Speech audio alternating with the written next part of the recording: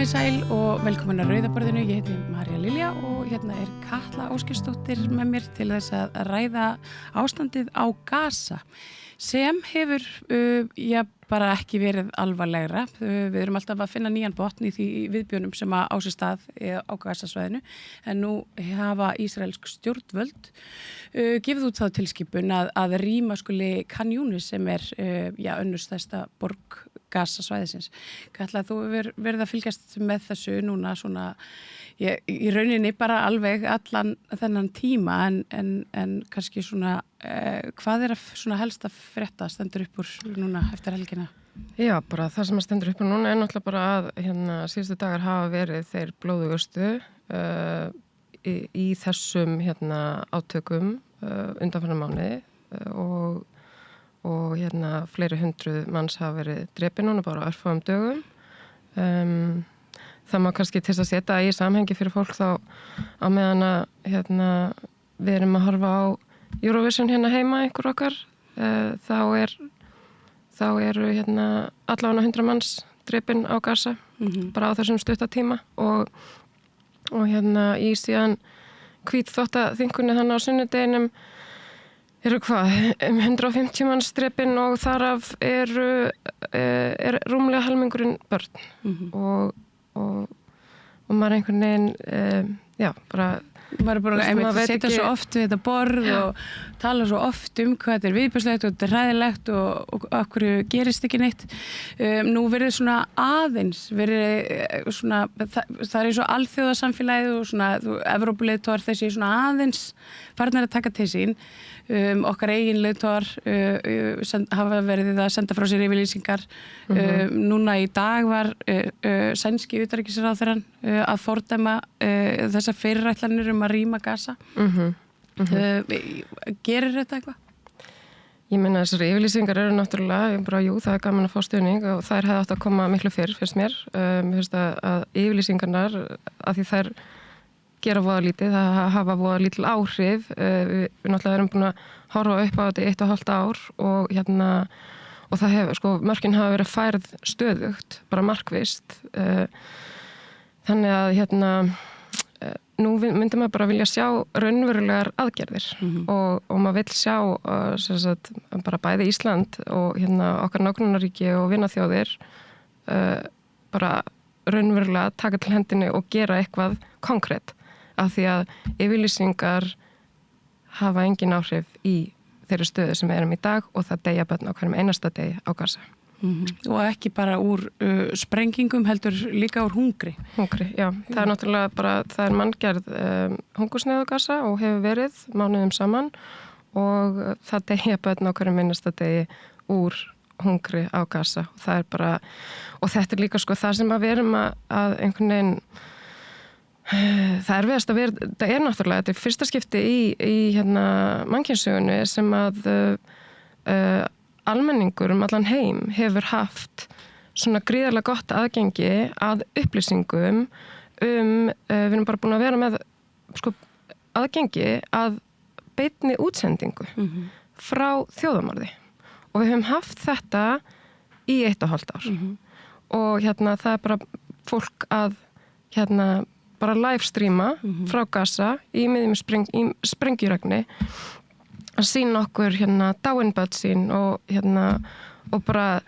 hrylling sem maður getur einhvern veginn ekki líkamsparta barna og sundurtætt fólk sundursprengt, þú veist vera að brenna börn til dauða, þetta er bara hryllingurinn er algjör og þetta er bara, þú veist, þetta er bara eins slæmt og maður getur ímynda sér og verra. Ég las einhvers staðar, svona einhverjar kenningar að einhverjum svona sérfræðinga í hernaði að þetta væri taktist, að þessu væri lyft að koma svona fyrir augu almennings vegna þess að það væri verið að deyfa okkur sem á stöndum svona gegn þessu og þú veist að sé það er alltaf verið að færa mörkin það er alltaf verið að viðbjóslara og hræðilegra og einhvern veginn þetta einhvern veginn svona gengið yfir sko bara verstu hryllingsfantasíur sko, bara þú veist, sögubókana. Já, og það algjörlega málið, það bara, það að færa mörkin sko bæði bara svona konkrétt í því bara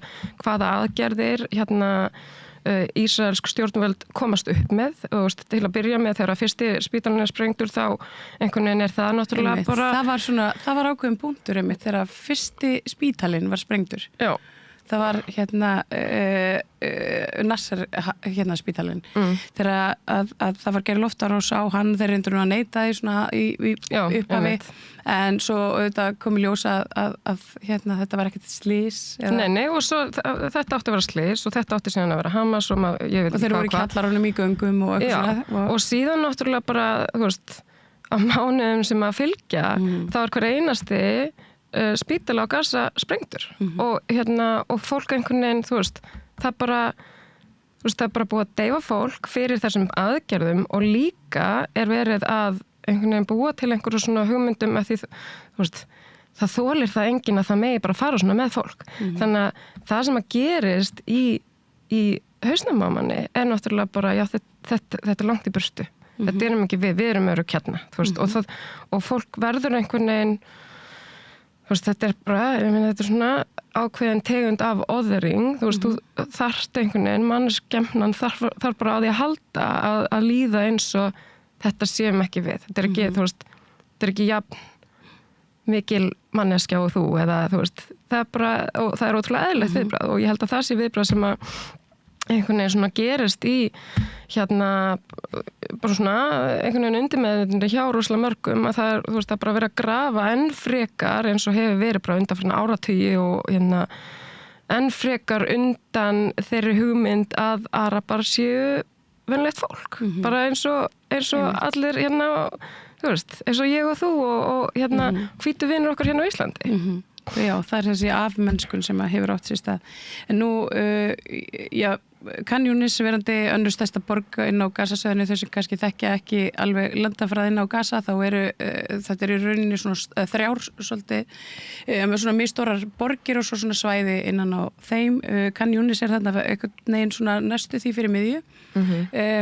Það talað 30 svona loft, hvað ég var að segja, bara eitthvað skonar sprengjuárásir á síðustu klukkustund, 100 að minnstu kosti látnir, þannig að fólkinu ekki einu svona gefin frestur til þess að koma sér í burtu og ég meina, og hvert á það að fara?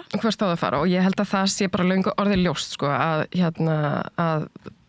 þetta er bara þjóðamál, það er bara að hreinsa þetta svæði. Þeir eru búin að segja það. Og það þarf enginn, þú veist, við þurfum ekki að vera að gera okkur upp einhverjar svona diplomatískar hugmyndur það að Netanyahu og félögum sé ekki alveg skítsama og vilji sko eflaust frekar að fólki á Gaza sé allt á við, vegna þess að það einhvern veginn bara einfaldara ef að þú ert búin að myrða andstæðingin. Þá hann bara horfinn. Og þannig að þú veist, þetta engin frestur. Það engin tilgangur með því og ástæðan fyrir því að það nú stendur til að hleypa inn einhvers konar mannúðaraðstoð eða svona mat og vistum einhverju í algjöru lágmarki. Já, í algjöru lágmarki, þú veist, ástæðan ekki og þetta kemur sko beint bara úr gini ljónsins. Netanyahu sjálfur segir það bara að þetta ekki af mannúðarástæðum, þetta af diplomatískum ástæðum vegna þess að vinaríki Ísraels þola ekki að horfa upp á hungursneiðina. Og hvað segir það okkur? Þetta einmitt, það engin mannúð sem býr hérna baki, heldur þetta diplomatísk matargjöf. Þetta einhvern veginn þetta svona... Og ef þú getur bara komið fram í heiminum og sagt þetta án þess að það hafi einhverjar raunverulegar bara, þú veist, miklar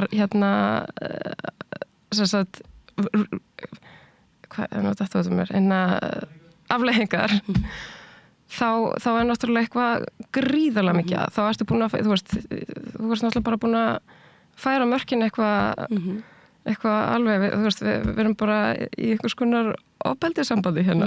Já, þetta einmitt þetta og sko, einmitt, fólki kannski farið að líða svolítið þannig líka gagnvart sínum eigin stjórnvöldum sem að hafa einhvern veginn svona hinga til, þangað til akkurat núna fyrir kannski örfáum viku síðan að þá bara ríkti algjör þögn þetta hér á landi. En það eru auðvitað aktivistar og svona þeir sem að tala fyrir friði hérna á Gaza hafa verið með svona ákveðna kröfur á lofti og það er þetta með fjölskyldusameiningar og viðskiptaþvinganir og allt þetta. Það var stór ganga núna helgina. Hún var farin frá bandaríska sendiráðinu og hún var nokkuð fjölmenn. Já, hún var nokkuð fjölmenn. Ég hef nú ekki heyrt nákvæmar tölur en það voru allavega einhver 2000 manns yfir það eða ekki.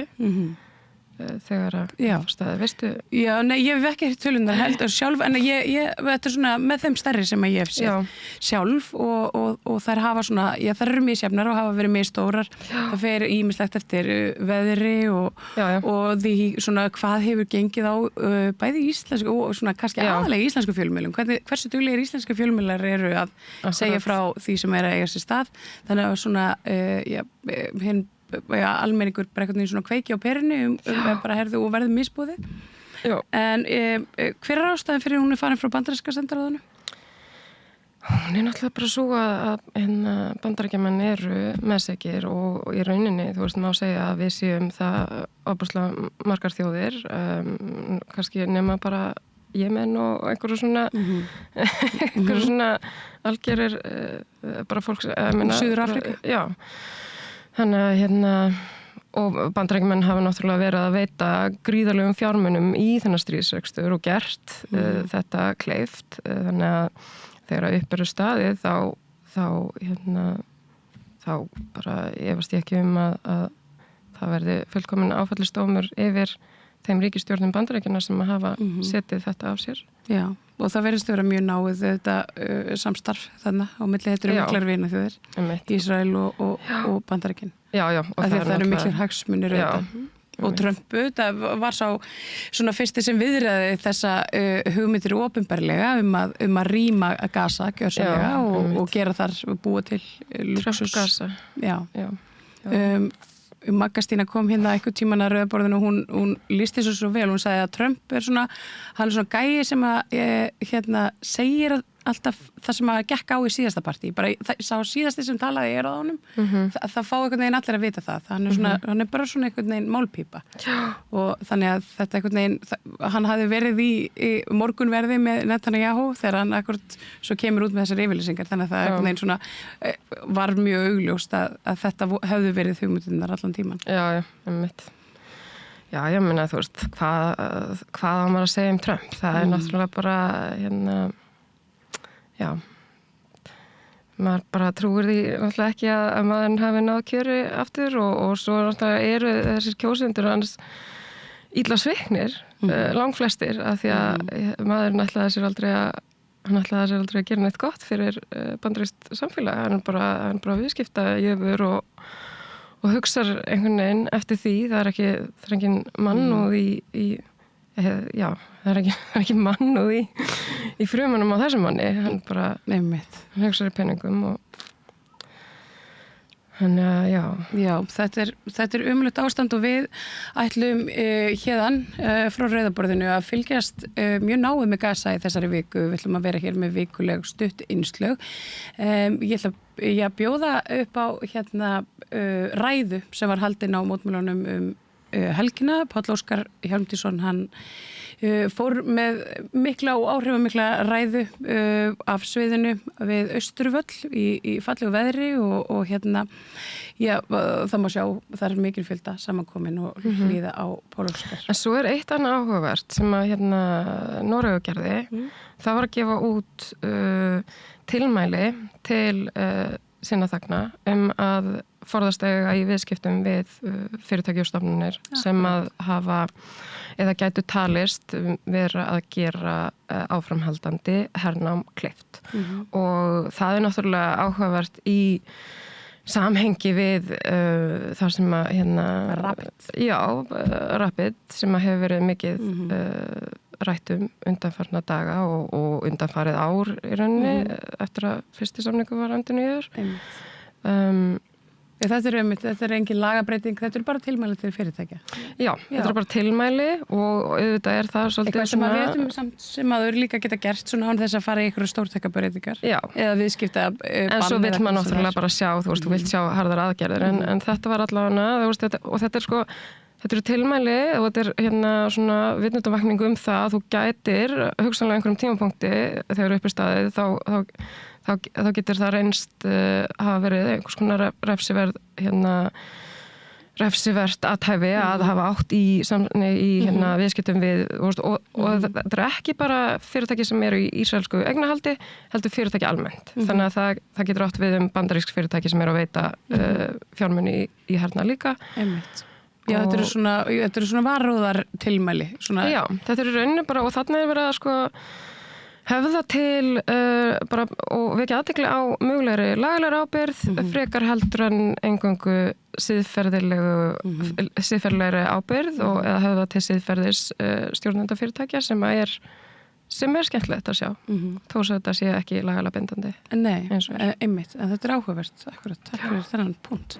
En við ætlum að ljúka þessu innslagi á Páli Óskari sem kom fram á Austurvelli með áhrifamikla ræðu á laugardaginn síðastliðinn. Og já, það var margt manninn og veðrið lék við viðstadda og hlýðum á Pál Óskar.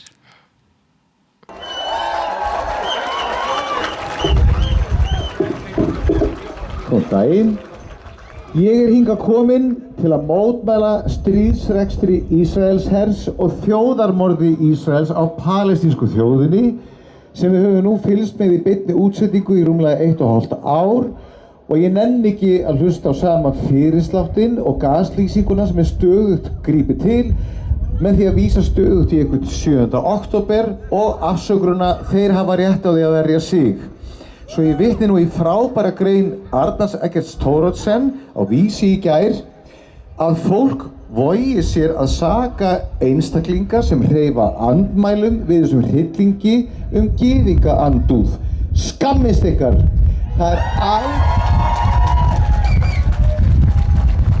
Það er algjörlega óþolandi smjörklípa að saka mótmælendur gyðingaandúð. Hér er eitt ríki, öflugt og besti vinur aðal, að ráðast gegn öðru ríki sem getur ekki borið hönd yfir höfuð sér. Með öllum þeim stríðsklækjum sem þekkst hafa örófið alda. Það er það sem er að gerast, hættið að snúa út úr, horfið, skiljið og bregðist við eins og manneskjur. Tilvitnun lýkur, takk Arnar Eggert.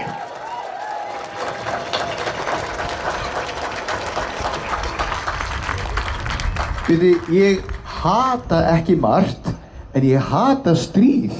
Alveg sama hver birtingarmynd þess af því við verðum að muna að í öllum stríðum eru raunverulegu fórnarlömbin alltaf sakleysingjar, konur og börn. Stríðsrekstur Ísraelshers búinn að brjóta allar reglurnar, fara yfir öll strikin, ofbjóða öllum og þeir eru klárlega að stunda stríðsglæpi sama hvað það nú eins og stríð sé ekki alveg nú mikið glæpur fyrir það fyrsta. Við erum ekki að horfa upp á stríðsrekstur, heldur hreinan og kláran tuddaskap og það er átakanlegt að fylgjast með klappliðinu sem jafnvel hvetur tuddan áfram til að stroka út palestínsku þjóðina, stroka út öll sjúkrahúsin á Gaza, svelta þá sem þarna inni og það að miklu meirihluta börn. Þegar börn eru myrt með skipulögðum hætti af fullkomnasta her í heimi og það einhver þarna úti sem reynir að verja þessar óverjandi gjörðir, þá erum við ekki að horfa upp á stríðsrekstur, heldur hnignun mannkyns. Við erum þar.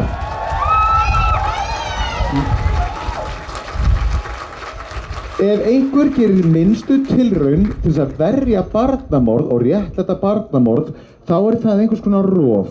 siðrof eða brot af náttúrulögmálinu og hnignun, þá ert þú að taka þátt í hnignun mannkyns. Ég er enda stattur hér í dag ekki bara til að sýna samstöðu með Palestínu og mótmæla tuddaskap. Ég var fenginn hingað í dag vegna þess að í dag er úrslitakeppni söngvakeppni evrópskra sjónvarpsstöðva, Eurovision. Eurovision hefur verið hluti af lífi mínu síðan 1975. Ég sá Holland vinna með Dingadong, ég var 5 ára drottning og það gerðist eitthvað brjálað inn í mér sko. Fyrst var ég aðdáandi, síðan einn af listamönnunum og síðan hélt ég risastórar árlegar Eurovision veislur í Reykjavík og bestu minningarnar sem ég upplýði gegnum þessa keppni voru Eurovision partíin sem ég hélt hérna inn á NASA og víðar frá árinu 2003 til 2018. Ég hélt þessi partí sleitulaust í 15 ár og það var alltaf tróðið hús. Já, ég elska þessa keppni og það gera fleiri. Ég elska þetta konsept. Ég hef gefið þessari keppni gríðarlegan tíma, fyrirhöfn og orku að lífi mínu. Þetta er eitthvað geggjuð og falleg hugmynd að fabulous sjónvarpsprógrami. Þeir sem yppa gogg yfir því að þessi keppni sé eitthvað ómerkilegu pappír mega ekki gleyma því að við keppendur og aðdáendum við erum brjáluð yfir því að þessi keppni sé notuð til hvítþvottar. Við erum brjáluð. Yes. Við erum brjáluð að hún sé notuð til hvítþvottar vegna þess að þessi keppni vekur svo sterkar tilfinningar innra með okkur. Við höfum öll öskrað á sjónvarpið yfir eitthvað sem gerist í Eurovision. Öll betölu, þú líka. Þú öskraði líka í hvert einasta sinn sem Daði Freyr og Jóhanna Guðrún röðuðu inn 12 stigum. Við tengdum svo feitt og sprungum úr stolti og okkur er ekki sama. Ég hef ekki haldið Eurovision partí síðan 2018. Ég gersamlega geta ekki vegna þess að nú hvílir ákveðin skuggi yfir þessari fallegu keppni. Skugginn heitir Ísrael, já, en skugginn kemur til að vægast sagt tvöföldum skilaboðum EBU eða European Broadcast Union sem heldur keppnina og ber ábyrgð á þessu öllu saman. Margtugnustu tvöföldu skilaboðin sem senda frá sér er að halda því stöðugt fram að Eurovision sé ópólitísk keppni, ópólitískur vettfangur. Þessi fullyrðing er galin. Á hverju einasta ári þegar við horfum á atkvæðagreiðsluna í Eurovision þá öskrar hún pólitík. Þar sem 2 eða fleiri þjóðir koma saman til þess eins að segja hæfi hvor aðra, þar er bullandi pólitík. Byrjum á því að viðurkenna það, ok? Fyrirverandi keppendur, þið með alveg klappa fyrir þessu. Guys, fyrrverandi keppendur í Eurovision og listamenn sem og aðdáendur keppninnar og þar á meðal ég mótmæla þátttöku Ísraels í keppninni.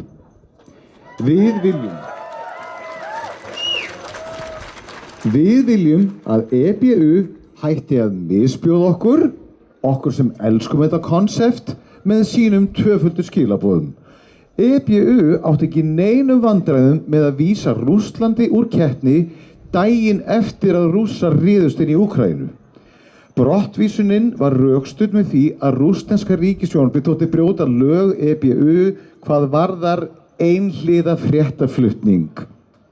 Meira að segja Stefán Eiríksson hjá RÚV var hjartanlega sammála. Þá. Á sama tíma höfum við hort á Ísraelsher fremja stríðsglæpi og þjóðarmorð á palestínsku þjóðinni í beinni útsendingu í 1,5 ár og ég get lofað ykkur því að fréttaflutningur ísraelsku sjónvarpsstöðvarinnar Kan er bara búin að vera einhliða. Samt sem áður þá virðist EBU ekki neinu vandræði með að með að halda Ísrael í keppninni, kannski vegna þess að stærsti styrktaraðili keppninnar er hárvöru fyrirtæki með aðsetur í Ísrael, Morocco Oil. Margir spyrja af hverju er Ísrael að taka þátt í þessu fyrir það fyrsta því landfræðilega eru þeir ekki í Evrópu. Svarið er þeir eru búin að borga sig inn. Greiðslan felst ekki bara í því að borga sig inn í EBU. Með því að skófla peningum í keppnina, þá eru þau komin svo langt inn í miðtaugakerfið á keppninni að það ekki lengur neitt rauður dregill í keppninni, heldur túrkíslitaður dregill, alveg eins og umbúðir Morocco and Oil. Þeir hafa líka áhrif á hljóðrásina í útsendingunni sjálfri. Og þegar Ísrael steig á svið á fimmtudaginn var baulað svo hátt að það undirtók í salnum. En þetta baul var þaggað niður af tæknimönnum og svona fyrirfram upptekið plat, klapp og fagnaðarlæti sett í staðinn, bæði í hátalarakerfið í salnum og svo yfir útsendinguna sjálfa. Baulið reyndar yfirgnæfði platklappið og lag inn á míkrafónun hjá söngkonu Ísraels. Og það lítið mál að finna upptökur á samfélagsmiðlum úr símónum þeirra sem voru í salnum og tóku upp raunveruleg viðbrögð áhorfenda við Ísrael. Muniði þegar salurinn púaði á Silvíunótt árið 2006. Það skrúaði enginn niður í hljóðanum í salnum þá. Þannig að þegar þú stýrir því hvernig fagnaðarlæti heyrast í beinni útsendingu, þá ert þú komin djúpt inn í miðtaugakerfið á keppninni. Þar með sitja ekki allar þjóðirnar við sama borð. Leikurinn skekkist. Enn sem komið hafa aðeins 4 keppnislönd eða utanríkisráðherra þeirra mótmælt opinberlega þátttöku Ísraels í keppninni og þau eru frá Spáni, Slóveníu, Írlandi og Íslandi.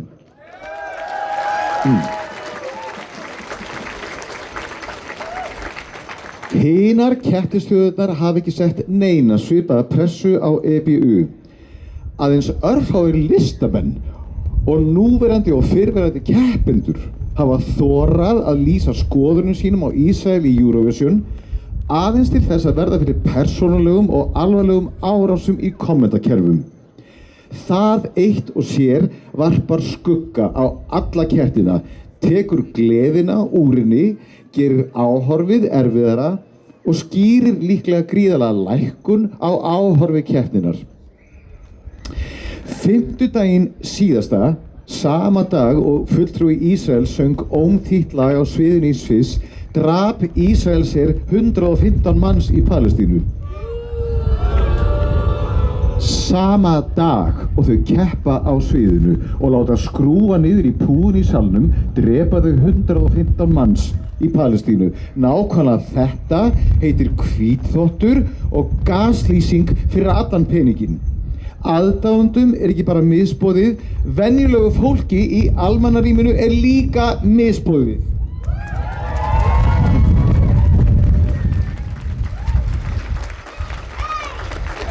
Eins og margir vita, ég hef komið fram í allmörgum klúbbum ævina og venjulega þá það forráðamenn klúbbsins eða veisluhaldari eða dyravörður sem bera ábyrgð því að partíið gangi snurðulaust fyrir sig. Ef einhver gestur eða listamaður í veislunni haga sér eins og abi eða tuddi í klúbbnum, að þá það hlutverk dyravarðarins að henda tuddanum út. Ef Eurovision klúbbur, þá EBU bæði veisluhaldari og dyravörður. Þessi dyravörður átti ekki neinum vandræðum með að henda Rússlandi út úr partíinu. Veislugestir eða listamenn á sviðinu eiga ekki að bera ábyrgð á því að henda tuddanum út. Það hlutverk veisluhaldarans og dyravarðarins, ekki gestana, ekki listamannana. Við erum að horfa á þig, EBU, við erum að horfa á þig, RÚV. Setjið mark, takk!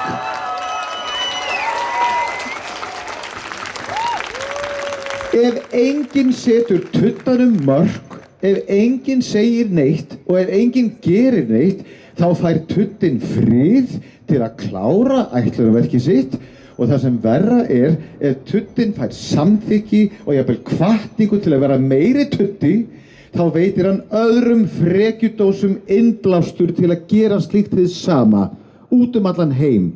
Við erum að gefa frekjudósum leyfi til að vera tuttar. Þetta nóg af frekjudósum út allan heim sem horfa á með aðdáun á þetta þjóðamorð og eru alveg til í að gera það sama. Og ef að morðóðar frekjudósir fá að vaða uppi með yfirgang og tuttaskap, þá eru allar alþjóðar samþykktir ónýtt plögg. Við Íslendingar, þessi 400.000 manna þjóð, við höfum ekki efni á því að veita frekjudósum innblástur til eins eða neins.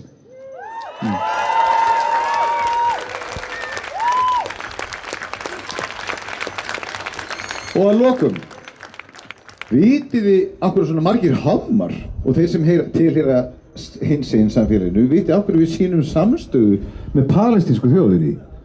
Það er vegna þess að við flest öll höfum okkar eigin reynslu af samskiptum okkar við tutta og einelti seggi. Við þekkjum þá, við vitum hvernig þeir vinna, við vitum hvaða aðferðir þeir nota. Þess vegna segi ég, bæði sem hommi og listamaður og Eurovision icon, burt með Ísrael úr Eurovision og öllum öðrum alþjóðlegum keppnum og íþróttakappleikjum og viðburðum sem þeir borga sig inn á og hvítá sig með. Hvar í andskotanum er dyravörðurinn? Sniðgöngum Ísrael, frjáls Palestína!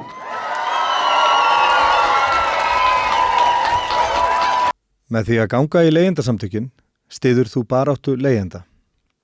Leigjendasamtökin eru fyrir öll þau sem vilja vinna að réttlæti og öryggi á húsnæðismarkaði. Leigjendasamtökin.is Samstöðin er fjölmiðill í eigu almennings.